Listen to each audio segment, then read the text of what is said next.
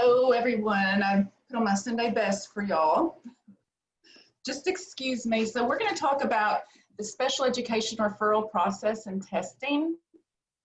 And there's kind of an outline that we are going to go through. We're going to talk about who can refer, why would you refer a student for testing, your student, the specific timelines,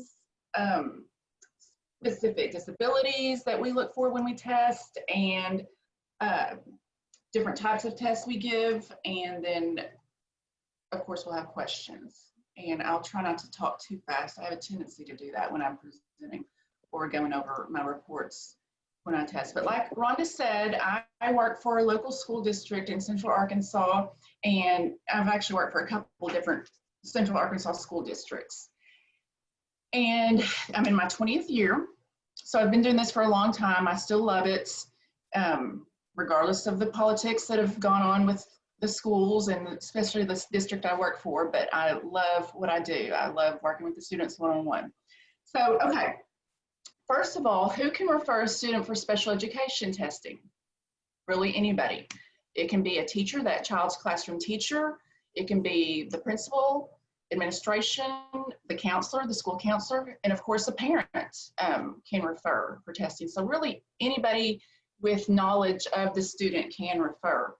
And ideally we have a process at the school when a teacher refers, but if a parent is referring, and I know this comes up a lot, I always say, let's put it in writing.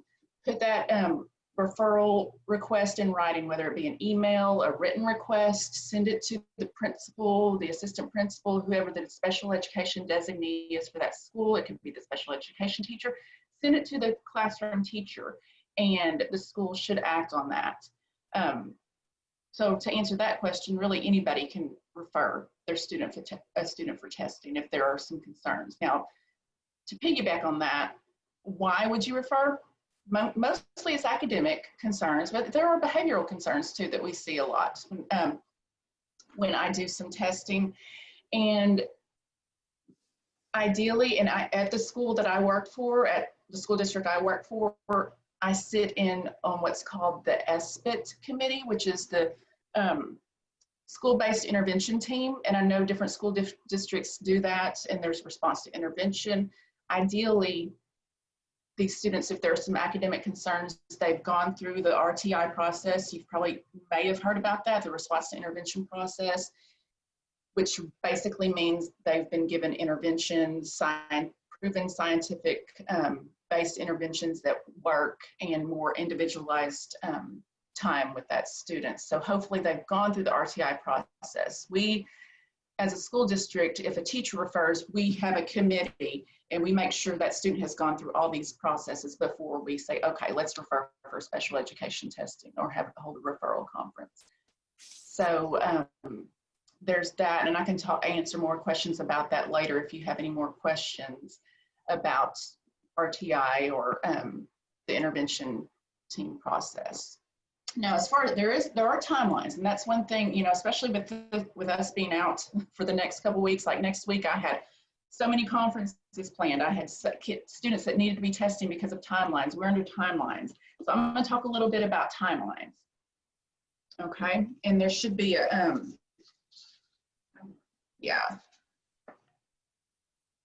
that way you can follow along with the referral process. But basically, okay, okay. Hold on one second. We're going to put that up on the screen for you all to follow along.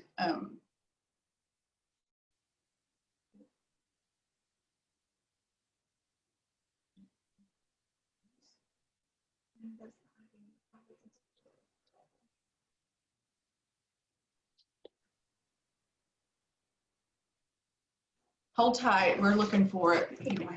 Okay.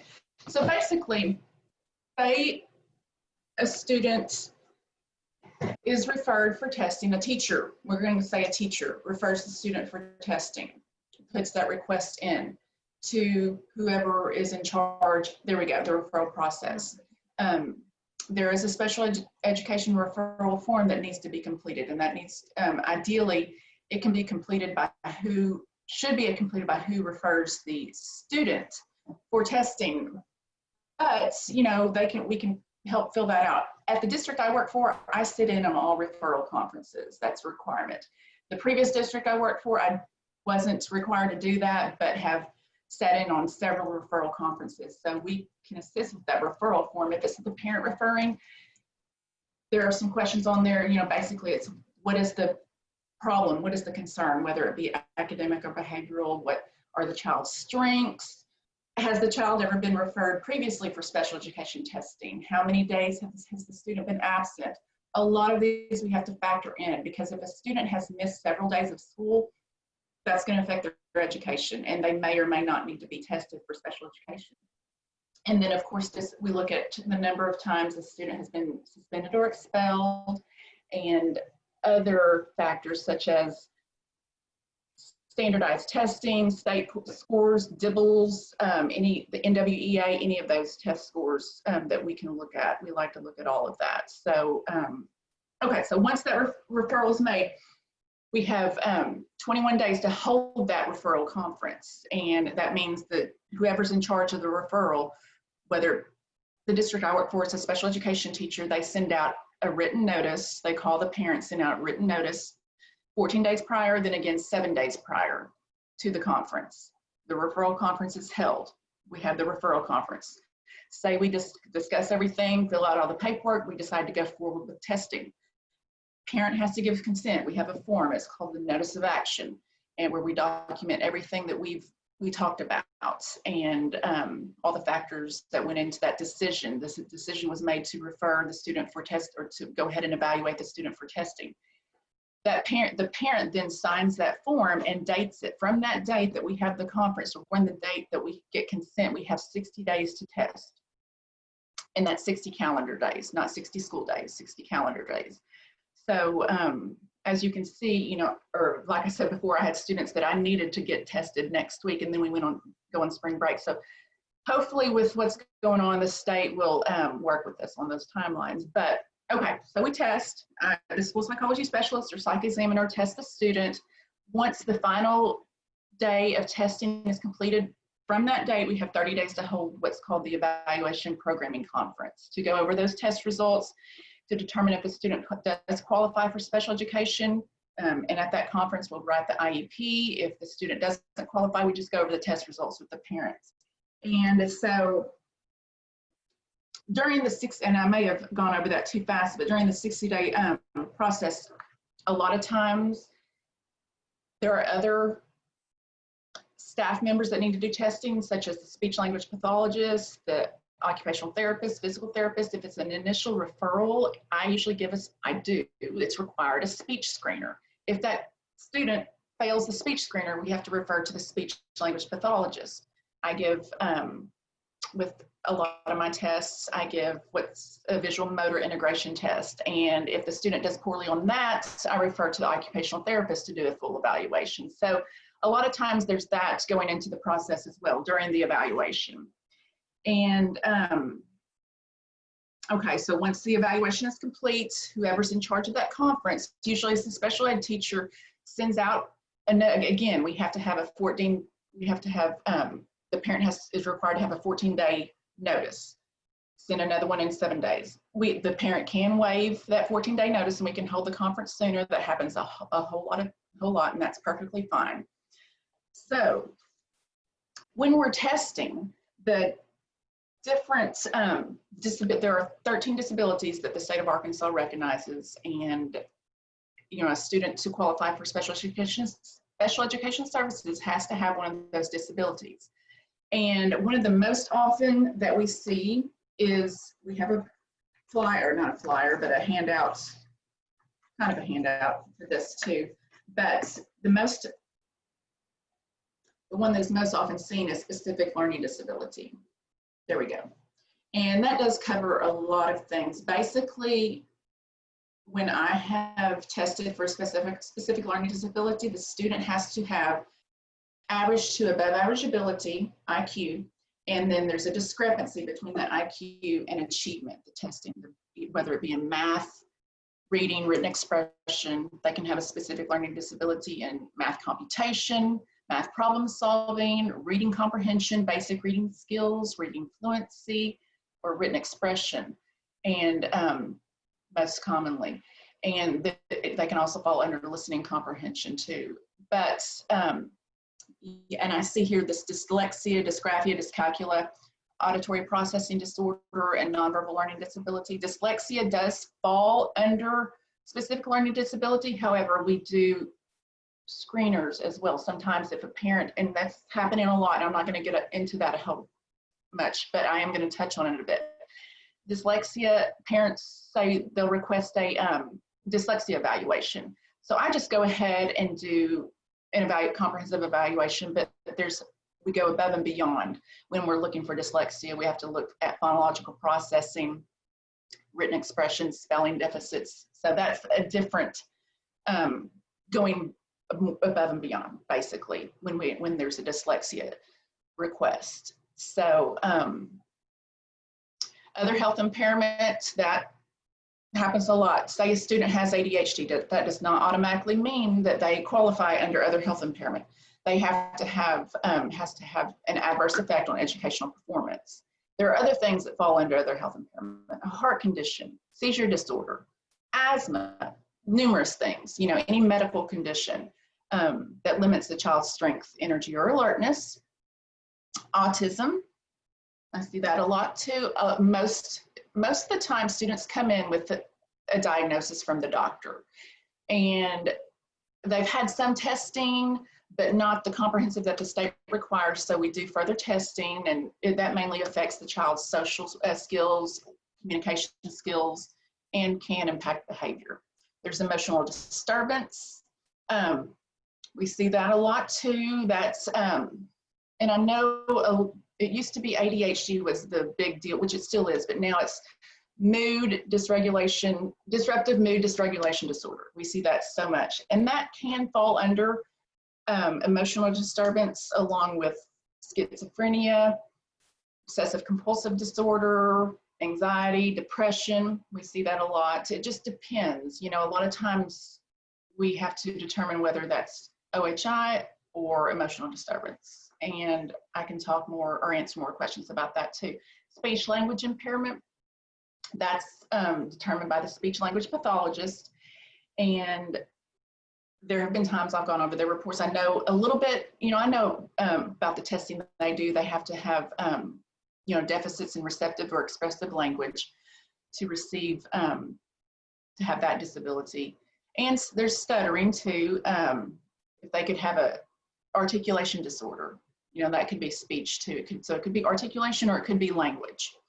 Visual impairment, including blindness, child who has eyesight problems considered impairment, includes both partial sight and blindness. I've seen this some, and a lot of times the school districts will bring in the vision specialist for this one, and we do testing above what they have done too. Deafness, kids with a diagnosis of deafness do fall under this category. These are kids who cannot hear most or all sounds, even with a hearing aid. Okay, and then there's hearing impairments. I have worked with the hearing specialists at my schools when I have done testing for students, and we've qualified them under hearing impairment. And it refers to hearing loss not covered by the definition of deafness. And this can change over time. Being hard of hearing isn't the same thing as having trouble with auditory and language processing.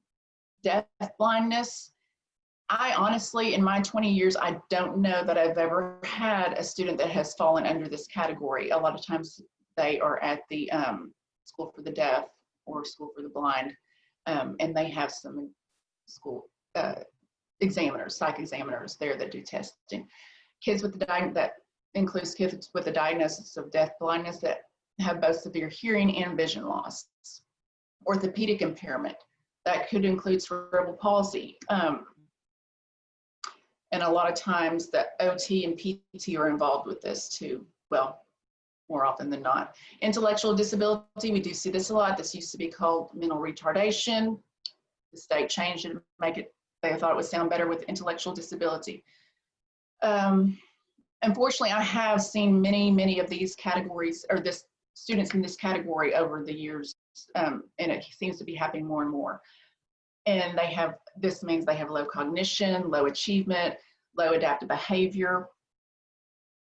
Down syndrome is one example of intellectual disability. I'm seeing, that would be, a lot of times students in our community-based instruction classrooms, but I see it really a whole lot outside of that too. Traumatic brain injury. This is a brain injury caused by an accident or some kind of physical force. We have to have a physician statement, and I'll go back and talk about that too, some physician statements with some of these categories, but we have to have a report from the hospital when that student got into the car accident or whatever happened, the accident they had. Sometimes in the past, I have tested students who have had horse back riding accidents, and it's fallen under traumatic brain injury. Multiple disabilities. We see this a lot of times with our students in the community-based instruction classroom where it has to include intellectual disability and another disability on top of that. So could be intellectual disability along with orthopedic impairment or something like that, okay? So I kind of want to talk too about the specific tests that go along with each disability. So say the concern is specific learning disability. They suspect the student has a learning disability. I start off giving an IQ test, the intellectual assessment. One test I do use a lot of is the Reynolds Intellectual Assessment Scales, where there's a verbal portion and a nonverbal portion, and then you get an overall composite, that we use the Wechsler. There's several different IQ tests they all measure the same thing, all measure cognitive ability, so we can get that student's IQ, overall cognitive ability level. Then I will give an achievement test, which assesses reading, math, and written expression. Now, if there is a discrepancy we use in our school district, I know the districts around the state are different with what they use, but we use regression analysis, where it's a computer program, we plug in the IQ, and it determines whether or not there's a discrepancy at 50% or higher between the IQ and achievement, like say between IQ and basic reading. If it falls at 50% or higher, we have to give a secondary achievement test. And so a lot of times in the reports, those reports are kind of long. There's a secondary achievement test that's done for each area of suspected disability. And then also with that too, we have to have adaptive behavior. I always have the teacher fill out a rating scale. A lot of times I'll send one home to the parent to fill out because that's good information to have as well. And also with specific learning disability, and I'm talking a lot about this because this is what we see most often. We do a language screener, and we do a visual motor test, auditory processing. We have to look at all of those because more often than not, students with a learning disability have deficits in auditory processing or auditory memory and visual motor integration skills. And let's see, observations. We do classroom observations with this when a student is suspected of having a learning disability in each area.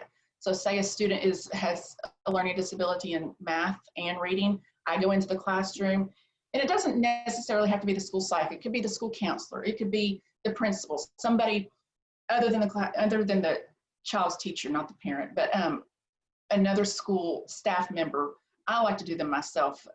Go in and observe the student in the classroom during language arts or during math. So that's all usually what's included with specific learning disability. With other health impairment, really the same thing. However, and oftentimes it's ADHD, we have to have a physician's statement from that child's doctor who diagnosed the child with ADHD, and it has to be signed by a medical doctor. So that's really the only difference. Now, we don't have to do the visual motor testing or the auditory processing testing with OHI. I do just because I like to have that information in case the student needs to be referred on to the occupational therapist. But really everything for all the disabilities, everything has to include IQ, achievement, adaptive behavior, and a language screener. Those are the four main things. And with autism, everything that I've talked about, I give that student. A lot of times the parent will come in with the outside evaluation. I look at that, and more often than not, I need to do some additional testing.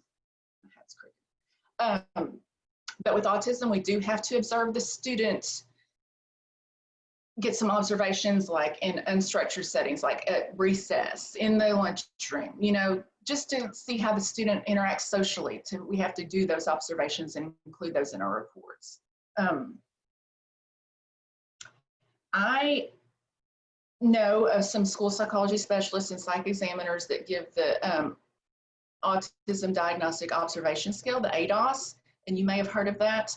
You have to be trained in that. I have gone to one training, and that was about 15 years ago, so, or whenever it first came out. So I have requested at my school district to go to get additional training in that. So if I ever have to give that, if a student comes across my desk, the paperwork comes across and autism is suspected, I call another school psych or an examiner at my district who has had training in the ADOS, and we will give it together. But a lot of times, like I said, more often than not, students come in with that outside evaluation from developmental, a doctor's office where they've had that diagnosis of autism. Emotional disturbance. Again, we have to have a physician's letter, and it can be by the psychologist or psychiatrist or the MD, but stating what the diagnosis is, and we take that into consideration. And again, with ED, emotional disturbance, we have to do observations across settings too. That has to include observations.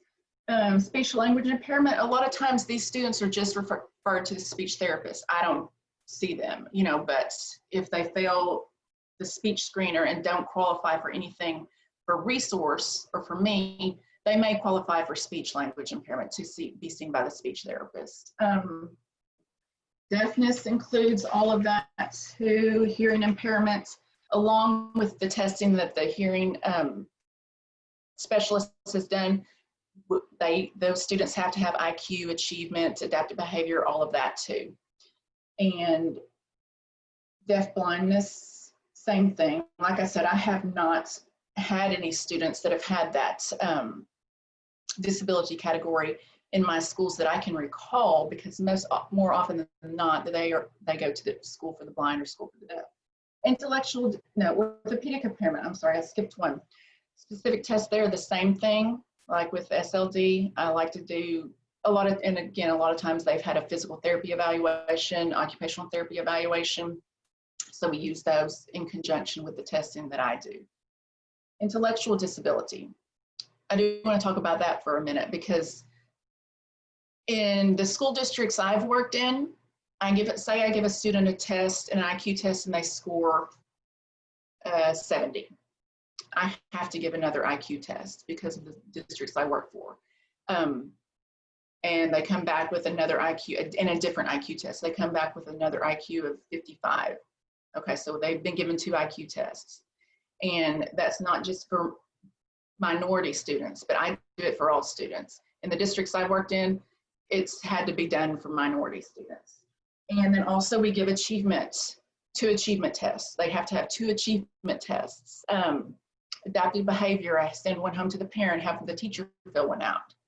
So we're looking at that because we're really looking to see, especially in younger kids, you know, if that IQ is on the borderline like 75 and they don't have low adaptive behavior, it could be a speech language problem, and we reevaluate a few years later.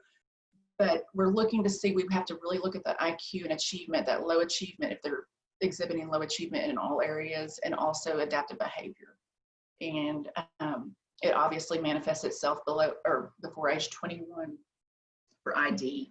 Traumatic brain injury, we have to have the medical report from a physician, which we always usually have before they're referring for TBI, and again, do IQ, achievement, adaptive behavior testing. Multiple disabilities, like I said, that always has to be ID. So we've given those tests. There really are no more tests, you know, to give for multiple disabilities, unless it's like, you know, orthopedic impairment. The PT or OT will come in and have some testing done too. So that's kind of a rough overview of the tests that are done. for all the disability categories, and I can answer any questions about any of that. Let's see. Yeah, let's go ahead and see if anybody has any questions, because then you might, and then I can expand more upon what I've talked about. Okay, y'all are unmuted if y'all have questions. And Margaret, if you have a question, you can just type it and Amy can answer it. I'd love to answer any questions. I don't have any questions for you. This is Shelby in Jonesboro. Hey, Yes. but I I'm love. from Jonesboro. Oh, really? Yes. Well, why are you down here with Rhonda doing stuff? Why don't you come here and do stuff with me? My Yeah. parents still live up there. I come up there quite often. Oh my gosh. Well, I'm loving it so far. I'm loving it. I've got notes here at my little station, and I am making notes on your presentation, and I'm comparing them to what I have tagged all over my little cubicle here. So I'm loving what you're saying so far. And I tell you, even though I've been in this for a very long time, I still have to remind myself all the time how long it takes, the 21 days, the 60 days, all of that. Still something that I need drilled in my head. Every time I have that conversation with a parent, I find myself looking up at my little chart on the wall so that I be sure that I get that correct for them. It's important. Exactly. And I think that that's kind of calming for a family too, because they need to know that that testing is not going to be done next week. It's not something everything's going to stop and happen for you, that there's a timeline here that the school's going to follow. I think it's so important for parents to realize that these things take time. And that's another reason, yes, you're right. That's another reason why I like sitting in on the referral conferences, because I tell every parent, I said, no, we do have 60 days from the time from today, that you've to test. And I will usually say unless it's a busy time of year, usually won't take 60 days, but by law, we have 60 days to test. And with what's going on now, I don't even know how this is. I know. Yeah, I can. Scary. Agree. And in my time of doing this, I've only been in a situation one time, and it was in the Delta, that I had an LEA supervisor say to me, we have 60 days to test. I will not even open his file until day 59. Wow. Yeah, I know. And that was like 5 years ago. And we were maybe 10 years ago, we were just shocked at her statement in front of her school personnel, that she would make that statement. But, it's things like that tarnish our parents' views of what we're trying to do here. It takes that 60 days. It takes that. And that's thankfully she's retired and moved on in her life, hopefully, and found Jesus.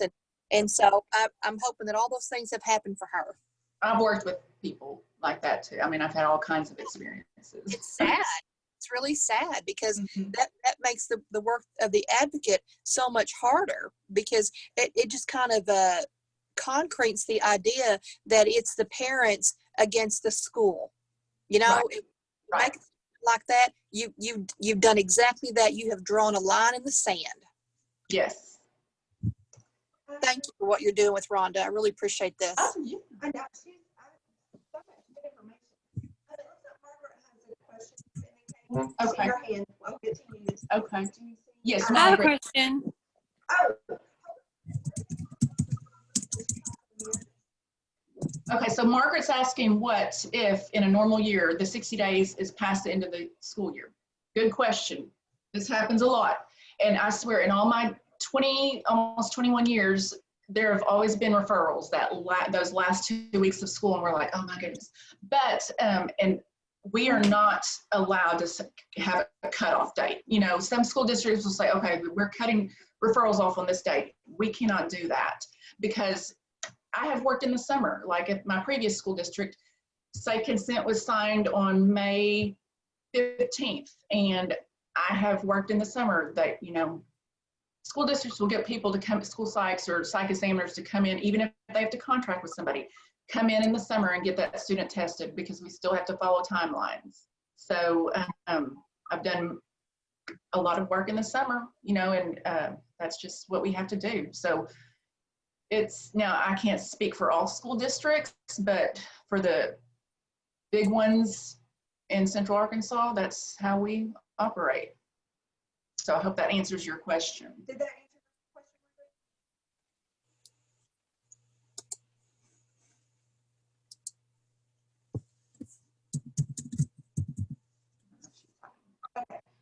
answers. Okay, Katie, what was your Yes, question? Katie.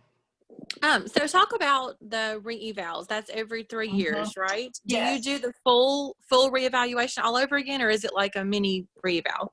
It depends, and I should have started off with this presentation. We take every student case by case. It depends. I work currently at an elementary school and a high school. At my high school, I do a lot of reevals, and I like to look through the file and see, hopefully the student has been tested more than once by the time they're in high school, you know, hopefully, unless they just got placed, say in 8th grade or whatever.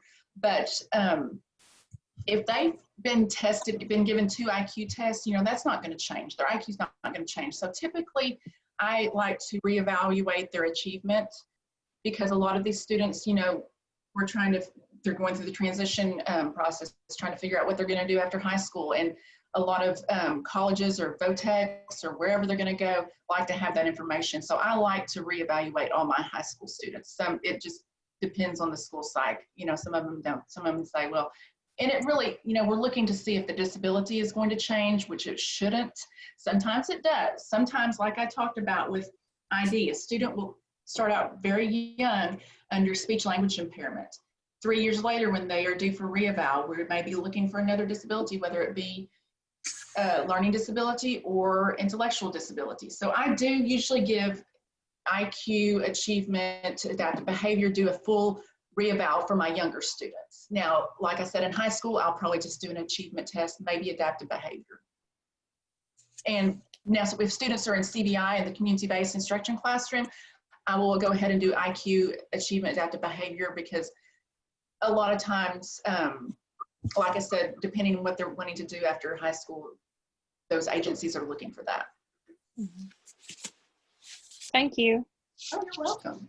I'm going to ask her a question too. So we talked about it before, but I was just telling her I had a lot of parents that called and asked me this, or were in the process. But I asked her, what do you do if you don't agree with the findings of the school? Yes, and I have actually been in a case like that where I almost went to court. Luckily, it didn't. We say I've tested a student. We get in the conference, and I'm going over the results, and the parent disagrees. That school district, and I can only speak for, you know, the school districts I work for, but I'm pretty sure that most school districts do this. They will have another school psychology specialist that's unfamiliar with the student come in and test. We'll offer that to the parent. If that is absolutely not going to work, we have a list of outside evaluators, whether they be licensed psychological examiners or psychologists. We have a list that we pull from, and we will, a parent can request an outside evaluation, but we offer it within district first to make sure we can compare those test results and see if they are similar, if they're like them, if they're in agreement. But the case I was involved in a couple years ago at my previous school district, we actually did not, we had a referral conference, and this was a kindergartner, and it's a tough call a lot of times with testing kindergartners. But this one, the team decided not to go forward and refer the student. The parents filed a complaint with the State Department. We came in and we came back and met and determined that, okay, we will do a referral, go on with the referral. However, the parents did not want me or anybody in the school district testing after their experience. And we were like, fine. And so we had a list, and we sent that student to an outside evaluator. They requested an outside evaluation before I could even do any testing. And, you know, those test results did not show to have a disability, but there were some behavior problems. And a lot of time, and I was talking with Rhonda too before we got started, a lot of times if a student doesn't qualify for special education services under IDEA, we can offer 504 plan if a student has, say, ADHD, but it's not severe enough to where they need an IEP. They can, receive 504 accommodations, but that would be a whole other presentation. And I've been involved in some 504 meetings as well, but I typically am not involved in those.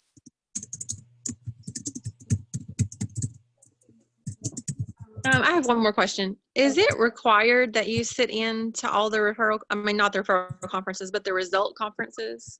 Yes, now I know some school districts, especially smaller school districts and those that contract with psych examiners, they do not, and it's the special ed teacher or somebody going over those evaluation results. In my school districts, I am always in those meetings.